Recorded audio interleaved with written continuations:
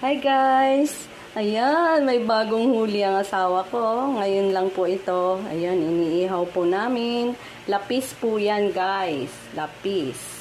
Sariwang-sariwa. Kahuhuli lang po ngayong hapon. Ito yung hapunan namin. Inihaw. Ayan, ang sarap. Ayan na siya guys. So, ayan na, ayan. Ayan. Binabaliktad na. Ayan. Ang sausawa namin ay patis. Ay, kalamansi at toyo. Ayan. Kalamansi at toyo lang po ang katapat dito guys. Sariwang sariwa. Ayan. Kahuhuli lang. Ayan. Sana bukas swertihin ulit. Ang sarap ng sariwang isda. Inihaw. Yan guys.